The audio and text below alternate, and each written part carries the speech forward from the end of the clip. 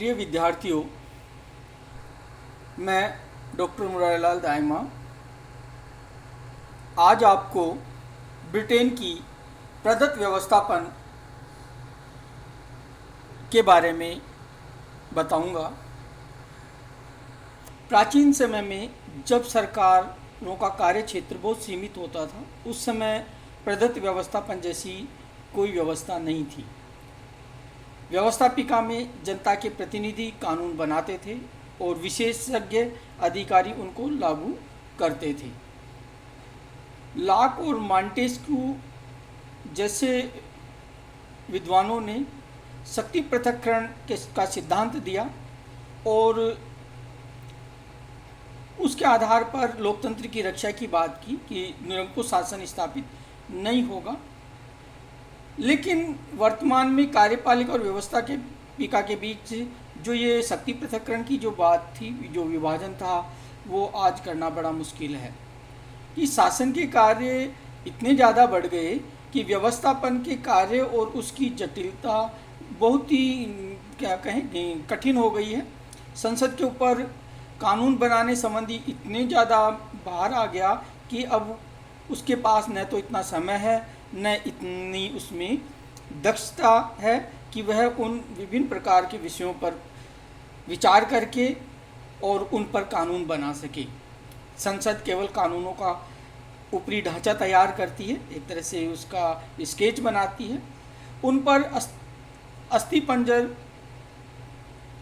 पर कानून के रूप में रक्त मांस प्रदान करने का कार्य आजकल विभागों पर छोड़ दिया गया है। इसे ही प्रदत्त व्यवस्थापन कहा गया है। प्रदत्त व्यवस्थापन जो है ये यानी कि प्रदान की गई शक्ति कानून बनाने के मामले में किसको? कार्यपालिका को। कि कानून बनाने का कार्य है संसद का, लेकिन आज संसद द्वारा जो कानून बनाए जाते हैं उसका सिर्फ स्वरूप अस्थिपंजर के समान है। उसमें नियमों की जो मोटी रूपरेखा होती है, संसद द्वारा निर्मित कानूनों पर विभागीय आदेश जारी करके रक्त मांस प्रदान करना ये विभागों का काम हो गया है। इसी को प्रदत्त व्यवस्थापन कहा जाता है। दूसरे शब्दों में इसे अपन समझें कि उन आदेशों, नियमों, उपनियमों को जो संसद के किसी कानून द्वारा प्रदत्त अधिकार के अंतर्गत कार्यपालिका द्वारा जारी किए गए हों, प्रदत्त व्यवस्थापन की श्रेणी में आते हैं। प्रदत्त व्यवस्थापन का विकास इंग्लैंड में 19वीं शताब्दी में हुआ था। 1932 की मंत्रियों की शक्ति समिति ने कहा, चाहे अच्छा हो या बुरा हो, पर इस परिपाटी का विकास होना बहुत आवश्यक था। इंग्लैंड में प्रदत्त व्यवस्थापन का सबसे श्रेष्ठ उदाहरण 1925 का रेंटिंग और वैल्यूएशन एक्ट है, जिसके अनुसार मंत्रियों को न केवल आदेशों को जारी करने बल्कि ऐसे कार्यों को करने की शक्ति दी गई जो उसे आवश्यक तथा उचित प्रतीत हों। 1934 के बेरोजगारी बीमा अधिनियम ने स्वास्थ्य मंत्रालय को यह शक्ति प्रदान की कि वह परिषद सहित आदेशों के द्वारा जो भी परिवर्तन करना चाहें वो कर सकें। इसी तरह 1919 में संसद ने 60 अधिनियम पास किए। इन 60 अधिनियमों में से 20 अधिनियमों में प्रशासकीय विभागों को व्यवस्थापन संबंधी अधिकार सौंपे। 1927 में संसद ने 43 संविधाएं पास की, किंतु इन 43 संविधाओं के आधार पर विभागों ने 1349 आदेश जारी किए। 1945 में संसदीय संविधाओं के अधीन निकाले गए विनियमों की संख्या बढ़कर 1706 हो गई और 1954 में यह संख्या 1087 थी। इस प्रकार प्रदत्त व्यवस्थापन की प्रवृत्ति लगातार बढ़ती रही। आज तो संसदीय अधिनियमों की तुलना में इसकी संख्या बहुत अधिक ज़्यादा है। अब बात आती है कि प्रदत्त व्यवस्थापन के क्या कारण हैं। कि प्रदत्त व्यवस्थापन एक समाजवादी और लोक कल्याणकारी राज्य की आवश्यकता है। इससे अब नहीं बचा जा सकता, क्योंकि समाजवादी और लोक कल्याणकारी राज्य की जब अवधारणा आई तो राज्य के कार्य बढ़े। और इसी के कारण प्रदत्त व्यवस्थापन भी बढ़ी। इसके कुछ मोटे मोटे चीज़ें अपन चर्चा करते हैं कि संसद के पास समय का अभाव था, लोक कल्याणकारी राज्य को सर्वाधिक कानूनों का निर्माण करना पड़ता है, ब्रिटिश संसद 116 दिन तथा 904 घंटे के बजाय 161 दिन तथा 1320 घंटे कार्य करती है। तब भी वह समस्त कानूनों को विस्तृत रूप में नहीं बना पाती, इसलिए प्रदत्त व्यवस्थापन जरूरी हो गया। दूसरा कारण है कानूनों की जटिलताओं का बढ़ना, कि आजकल कानून निर्माण एक कठिन समस्या हो गई। विज्ञान की उन्नति, तकनीकी विकास, औद्योगिकीकरण के कारण कानूनों की जटिलता में बहुत पेचीदगी आ गई। संसद के पास इतनी योग्यता नहीं है कि वह कानूनों की जटिलताओं को भली भांति समझ सके, इसलिए आजकल संसद कानून की सिर्फ मोटी रूपरेखा बनाकर ही संतुष्ट हो जाती है। मंत्रिमंडल पर विशेषज्ञों की सहायता से कानूनों में विस्तार करने का भार छोड़ दिया जाता है। तीसरा कारण है कानून का लचीलापन, कि संसद द्वारा निर्मित कानूनों को लचीलापन प्राप्त नहीं होता है। बहुत से कानून ऐसे होते हैं जो समय और परिस्थितियों के अनुसार क्रियान्वित होने चाहिए, अन्यथा वे व्यर्थ हो जाते हैं। यदि कार्यपालिका द्वारा कानूनों का निर्माण होगा तो उन्हें आवश्यकता अनुसार सरलता से बदलती हुई परिस्थितियों के अनुसार ढाला जा सकता है। चौथा है संकटकालीन स्थिति का सामना करने के लिए, कि संकटकालीन स्थिति का सामना करने के लिए सरकार को कई बार तुरंत कानूनों की आवश्यकता होती है। कई बार सरकार के लिए संसद का तुरंत अधिवेशन बुलाना संभव नहीं होता है, इसलिए पुराने किसी कानून में परिवर्तन करके अथवा किसी अन्य कानून की किसी आदेश, नियम अथवा उपनियम द्वारा अनुपूर्ति करके उस स्थिति का सामना किया जा सकता है।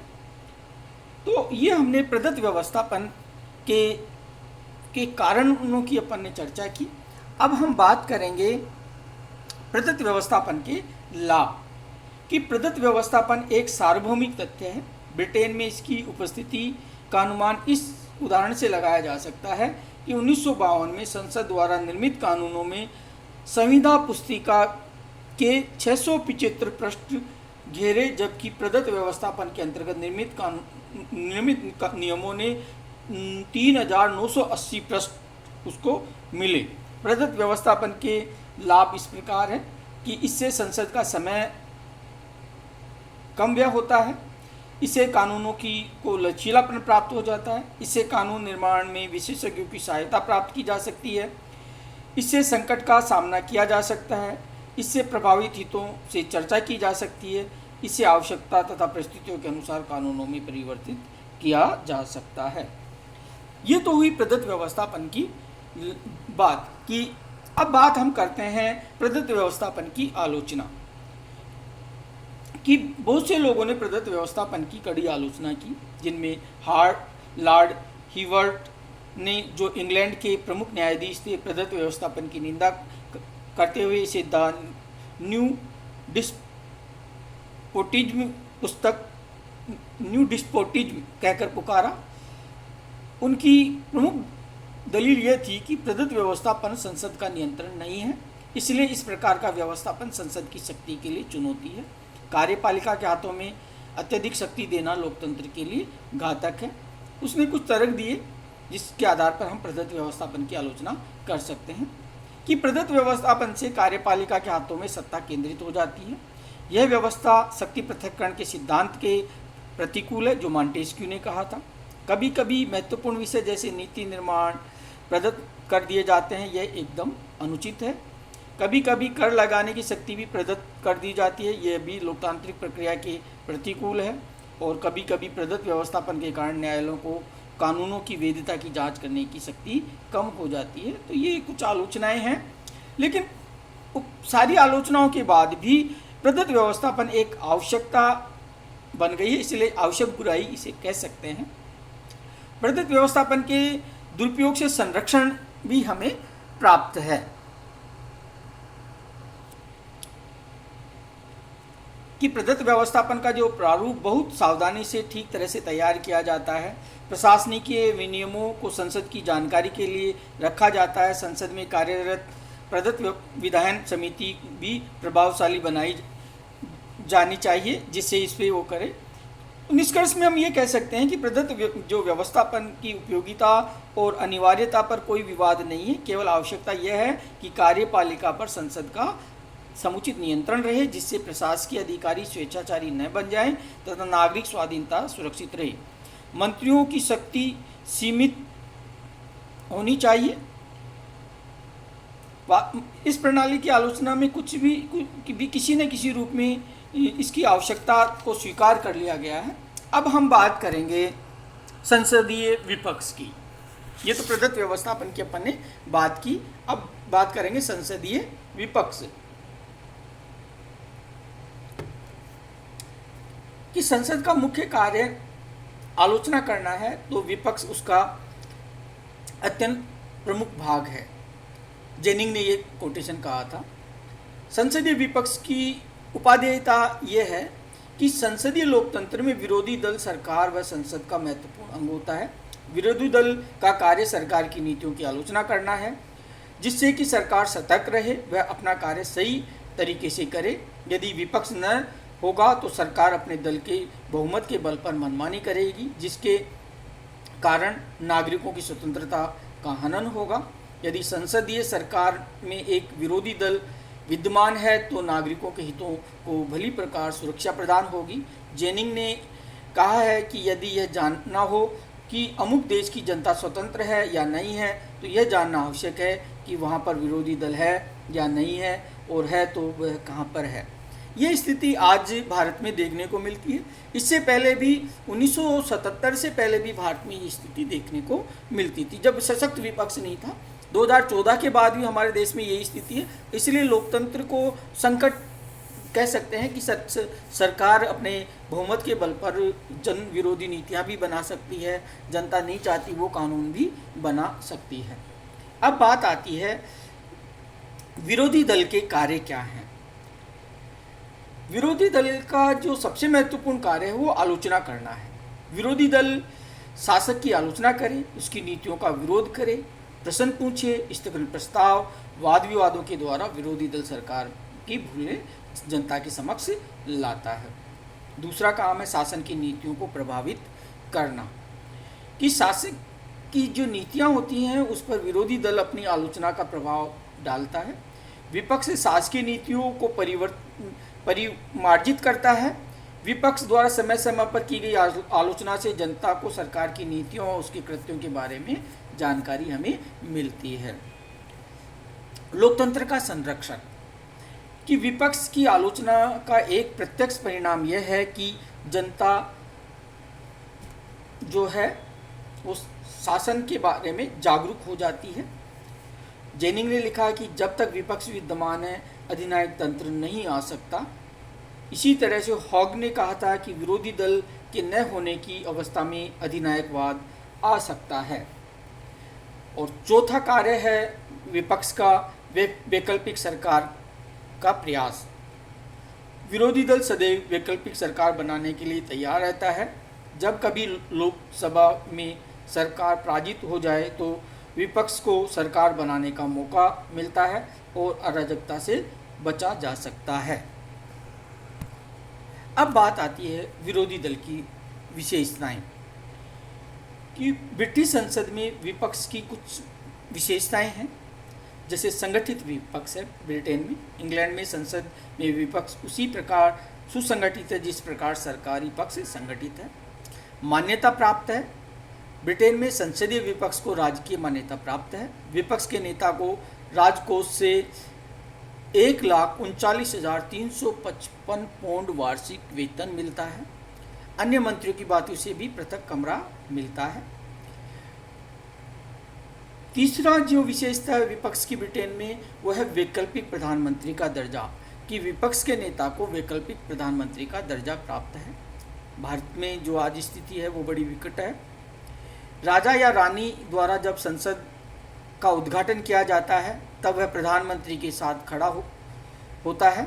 विपक्षी दल का महत्व इसलिए भी इंग्लैंड में अधिक है कि वहाँ केवल 2 प्रभावशाली दल हैं और वहाँ विपक्ष की भी शक्ति ऐसी ही होती है कि उसकी उपेक्षा नहीं की जा सकती। और चौथी विशेषता है छाया मंत्रिमंडल, कि वहाँ का विपक्ष का जो नेता होता है वो छाया मंत्रिमंडल बनाता है। यह वास्तविक मंत्रिमंडल की एक तरह से प्रतिबिंब की भांति कार्य करता है। विरोधी दल के सदस्य छाया मंत्रिमंडल के माध्यम से विभिन्न विभागों के संबंध में प्रशिक्षित हो जाते हैं। सन 1937 से तो छाया मंत्रिमंडल को अप्रत्यक्ष मान्यता मिल गई है। अब बात आती है कि विरोधी दल की आवश्यकता क्या है, कि प्रतिपक्ष की भूमिका की आलोचना भी की जाती है। कभी कभी विरोधी दल बिना किसी ठोस आधार के सरकार की नीतियों की आलोचना करता है, सिर्फ आलोचना की आलोचना करता है। इस कारण शासन व व्यवस्थापन कार्य में विलंब होती। टियरन ने लिखा है कि विपक्ष का कार्य कोई सुझाव नहीं रखना, प्रत्येक वस्तु का विरोध करना है तो सरकार को पलट देना ही उसका कार्य है, तो ये गलत है। इंग्लैंड में विपक्ष का जो एक संगठन है, इंग्लैंड में विपक्ष एक सुदृढ़ संगठन है। शासक दल की भांति विपक्ष का भी अपना नेता होता है। शासक दल में के मंत्रिमंडल की भांति विपक्ष का भी एक छाया मंत्रिमंडल होता है। जिस प्रकार मंत्रिमंडल प्रधानमंत्री की सहायता करता है, उसी प्रकार छाया मंत्रिमंडल के जो प्रतिपक्ष दल के नेता की सहायता की जाती है। अनुदारवादी दल के छाया मंत्रिमंडल का निर्माण दल के नेता की सहायता करना है। अनुदारवादी दल में छाया मंत्रिमंडल का निर्माण दल का नेता प्राय अपनी इच्छा से करता है। जब मजदूर दल विपक्ष में होता है तो उसके नेता सचेतक तथा छाया मंत्रिमंडल के सदस्यों का चुनाव संसदीय मजदूर दल के द्वारा होता है। निष्कर्ष में हम कह सकते हैं कि विपक्ष की आलोचना से सरकारी नीतियों व क्रियाकलापों पर रोक लगती है, उनका परिमार्जन होता है, उनकी मर्जी रुकती है। विपक्ष को एक उत्तरदायी दल की तरह कार्य करना चाहिए। राष्ट्रीय संकट के समय विपक्ष व सरकार एक होकर कार्य करे राष्ट्र हित में।